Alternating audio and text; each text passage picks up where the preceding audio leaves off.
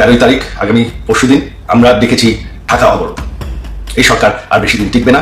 বাংলাদেশকে আবার সেই রাজাকারদের হাত থেকে আমরা অবশ্যই রক্ষা করব।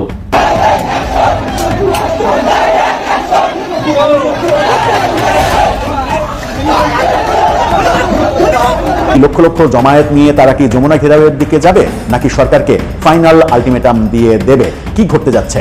তাদের নতুন রূপ দেখানোর কথা আজকে। আওয়ামী লীগ যখন পথে নেমেছে, আওয়ামী লীগ কিন্তু ঘরে ফিরে যাবে না। সেই লক্ষ্যে আমি আবার বলছি, সেনাবাহিনী, র্যাব, পুলিশ বাহিনী, আপনারা আপনাদের দায়িত্ব পালন করেন। 13 তারিখের ঢাকা লকডাউন, আপনারা এটাকে বাধা দেওয়ার চেষ্টা করবেন না।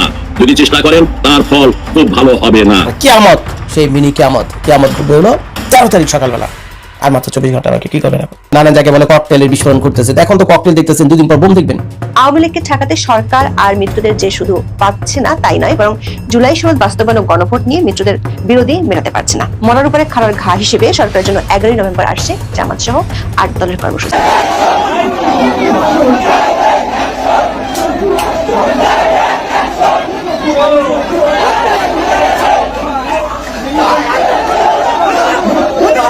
আর মাত্র 24 ঘন্টা বাকি। কি করবেন এখন?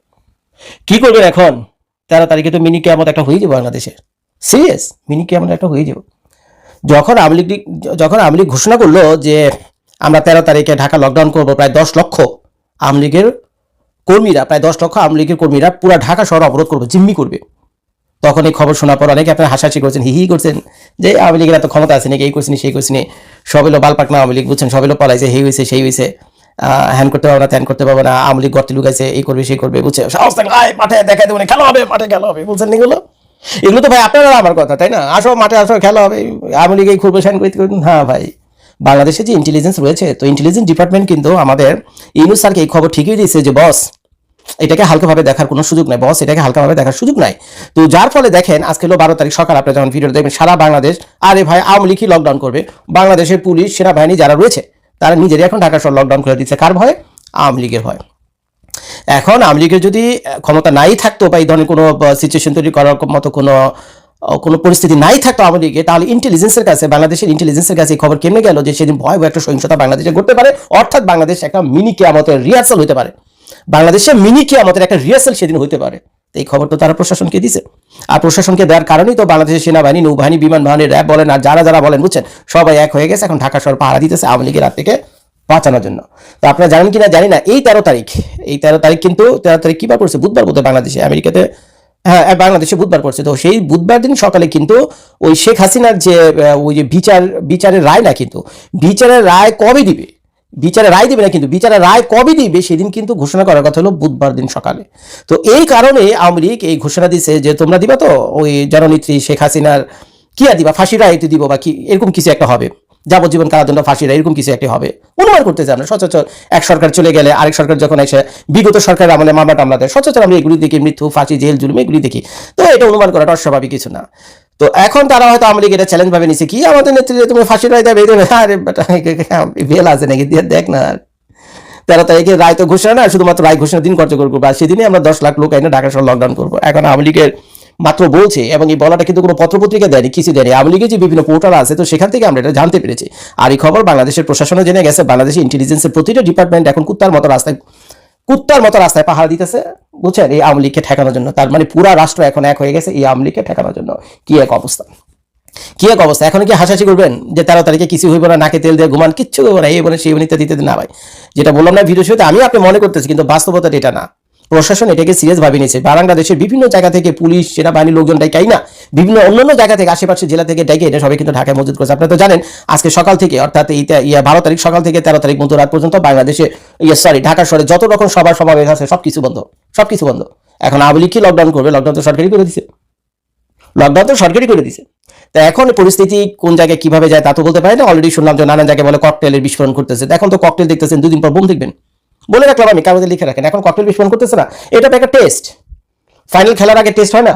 হয়তো ফাইনাল খেলার আগে যেমন টেস্ট হয়, এটাও আওয়ামী লীগের আমার কাছে মনে হচ্ছে কেন যেন একটা টেস্ট। তারা 2-4টা ককটেল ফাটায়, তারপরে 2-4টা ঝুটিকা মিছিল বাইর করে, 2-4টা মশাল মিছিল বাইর করে, আর 13 তারিখ তো জাতীয়ভাবে ঘোষণা দিয়েছে যে ঢাকা লকডাউন করবে। তো এটা দিয়ে তারা দেখতেছে সরকার তাদেরকে কতটা সিরিয়াস ভাবে নিচ্ছে। তো সরকার তাদেরকে যতটা সিরিয়াস ভাবে নিবেন, এই যে 13 তারিখে, আমি জানি না মিনি কিয়ামত হবে কিনা, আল্লাহ মাহবুব জানে। যদি সেদিন মিনি কিয়ামত না হয়, যদি 13 তারিখে যদি মিনি কিয়ামত কোনো কারণে না হয়, তবে ধরে নেন খুব শীঘ্রই তারা আরেকটা ডাক দেবে। 13 তারিখে যদি কোনো অঘটন ঘটে সেজন্য দায়ী থাকবেন আপনারা সবাই, সেজন্য প্রস্তুত থাকবেন। আওয়ামী লীগ যখন পথে নেমেছে, আওয়ামী লীগ কিন্তু ঘরে ফিরে যাবে না। সেই লক্ষ্যে আমি আবার বলছি, সেনাবাহিনী, র্যাব, পুলিশ বাহিনী, আপনারা আপনাদের দায়িত্ব পালন করেন। 13 তারিখের ঢাকা লকডাউন আপনারা এটাকে বাধা দেওয়ার চেষ্টা করবেন না। যদি চেষ্টা করেন তার ফল খুব ভালো হবে না। সুসম্পর্কের মধ্য দিয়ে আমরা বাংলাদেশকে উন্নয়ন অগ্রগতির পথে দেশরত্ন শেখ হাসিনার নেতৃত্বে বাংলাদেশ এগিয়ে যাচ্ছে। আজকে সব পথ বন্ধ করে দিয়েছে, সব পথ রুদ্ধ হয়ে গেছে। আজকে আমরা চক্রাকারে ঘূর্ণার পত্রের ভিতরে পড়েছি। এই অবস্থা থেকে আমাদের মুক্তি পেতে হবে। মুক্তির জন্য আমাদেরকে ঘুরে দাঁড়াতে হবে। ঘুরে দাঁড়ানোই হলো পথই হলো রাজপথে দখল করা। রাজপথের জনগণের অংশগ্রহণ, জনগণের আন্দোলনে, জনগণের গণ অভ্যুত্থানের মধ্য দিয়েই আমরা অবৈধ দখলদার এই সুদ ব্যবসায়ী কে আমরা বিদায় জানাতে চাই, এবং তাকে বিদায় জানানোর মধ্য দিয়েই বাংলাদেশের মানুষের, বাংলাদেশের গণতান্ত্রিক চেতনার, মুক্তিযুদ্ধের চেতনার, অসাম্প্রদায়িক চেতনার মানুষ আবার ঘুরে দাঁড়াবে। আবার বাংলাদেশ এগিয়ে চলবে। দেশরত্ন শেখ হাসিনা বাঙালি জাতির সেই অগ্রগতি উন্নয়নের পথে আমাদেরকে নেতৃত্ব দিবে। আমি মনে করি সে সময় অতি সন্নিকটে। কর্মসূচির যে আলাপটি আপনি করলেন নেতাকর্মীদেরকে 13 তারিখে আসবে বা ঢাকা যে, এবং সাধারণ মানুষ সেই কর্মসূচিটা সমর্থন দিয়ে সেই কর্মসূচিটি সফল করবে যে আশাবাদ জানালেন, কিন্তু দলের মধ্য থেকেও আমরা সামাজিক যোগাযোগ মাধ্যমে আওয়ামী লীগের কর্মী সমর্থকদের অনেকের আলাপ দেখতে পাচ্ছি যে তাদের দিকেও এখন পর্যন্ত কেন্দ্র থেকে কর্মসূচিটি কিভাবে পালন করা হবে, কর্মসূচির পরিধি কি হবে, এগুলো নিয়ে কোনো ধারণা দেওয়া হয়নি। তো আসলে দলের নেতাকর্মীদের উদ্দেশ্যে এই প্রশ্নের বা এই যে অস্পষ্টতা, এটার উদ্দেশ্যে আপনার কোনো বার্তা আছে কি? হ্যাঁ, আমি একটা কথা বলি। আমরা 13 তারিখে আমরা লকডাউন কর্মসূচি ঘোষণা করেছি সারা বাংলাদেশে না, এটা কিন্তু ঢাকাতে, শুধু ঢাকাতে।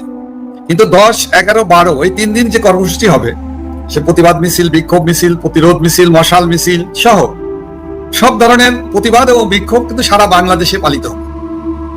মানে ঢাকা সহ ঢাকার বাইরেও বিভিন্ন জেলা এবং উপজেলা মহানগরে পালিত হবে, এবং যার যার অবস্থান থেকে যার যার এলাকায় যেভাবে প্রতিরোধ করা যায়, যেভাবে প্রতিবাদ করা যায়, যেভাবে ঢাকার লকডাউন কর্মসূচিকে সফল করা যায়, তার লক্ষ্যে তারা কাজ করবে এবং জনমত তৈরি করবে, প্রচার